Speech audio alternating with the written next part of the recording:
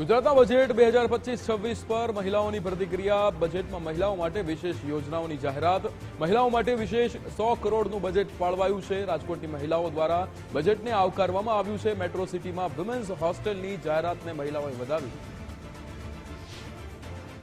સરકાર દ્વારા આજે બજેટની જાહેરાત કરવામાં આવી છે અને બજેટની અંદર મહિલાઓ માટે ખાસ યોજનાઓની જાહેરાત કરવામાં આવી છે। મહિલાઓની સશક્તિકરણ થાય, મહિલાઓ તાલીમ લે, આ તમામ બાબતોને લઈને ખાસ રાજ્ય સરકાર છે તેમના દ્વારા ધ્યાન રાખી અને 100 કરોડ જેટલું બજેટ બહાર પાડવામાં આવ્યું છે। તો સાથોસાથ જે મહિલાઓ માટે જે મેટ્રો સિટી છે, રાજકોટ, બરોડા, સુરત, અમદાવાદ જેવા, ત્યાં વુમન્સ હોસ્ટેલ બનાવવામાં આવશે। એટલે મહિલાઓની સશક્તિકરણની સાથે સાથે મહિલાઓની સેફટી જળવાઈ રહે એ તમામ જે મુદ્દાઓ છે તેને ધ્યાને રાખીને રાજ્ય સરકાર દ્વારા આ બજેટ બહાર પાડવામાં આવ્યું છે। આપણી સાથે રાજકોટના જે ગૃહિણીઓ છે તેમની સાથે વાત કરીશું। બેન, આ બજેટને કઈ રીતના જુઓ છો?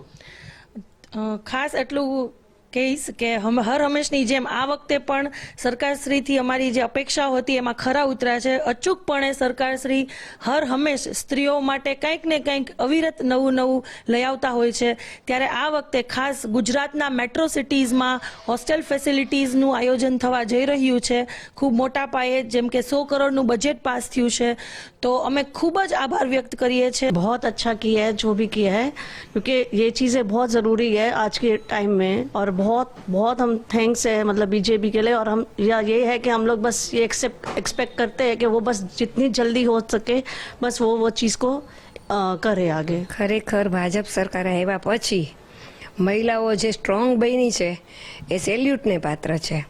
બીજું કે એ બહાર ઉઠતા શીખી ગઈ છે। થોડીક એને જે સમાજની ને ઘરની જે પાબંદી હતી એ પણ હવે દૂર થવા માંડી છે। અને જે રાજ્ય સરકાર આ જે વર્કિંગ વિમન્સ હોસ્ટેલ બનાવે છે એ તો ખરેખર પ્રશંસનીય છે। કેમ કે તો આવી કોઈ ગવર્મેન્ટની ફેસિલિટીમાં હોસ્ટેલ મળશે કે એ લોકોના નામની કોઈ પ્રોપર્ટી લેશે, એમાં ટેક્સ બેનિફિટ મળશે, તો મહિલાઓ પોતે સિક્યોર થતી જશે અને પોતાની રીતે બહાર નીકળવા માટે એકદમ સ્ટ્રોંગ થઈને નીકળી શકશે અને કોઈ જાતનો ડર નહીં રહે। ખરેખર ભાજપ સરકારે મહિલાઓ માટે જે કાંઈ કાર્ય કર્યું છે એ ખૂબ જ પ્રશંસનીય છે। ખૂબ ખૂબ સરસ છે। ભાજપનો ખૂબ ખૂબ આભાર માની છે। મહિલાઓ માટે બજેટ રજૂ કર્યું છે। बहुत अच्छा किया है, जो भी महिला संघ ने किया है बहुत अच्छा किया है। उनका बहुत आभार व्यक्त करती हूँ मैं। बहुत अच्छा।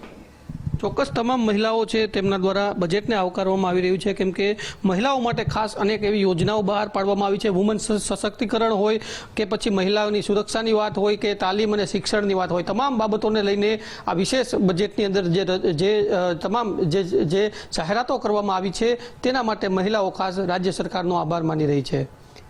કેમેરા પર્સન દેવજી રંગાડિયા સાથે ગૌતમ ભેડા, ગુજરાત ફર્સ્ટ, રાજકોટ।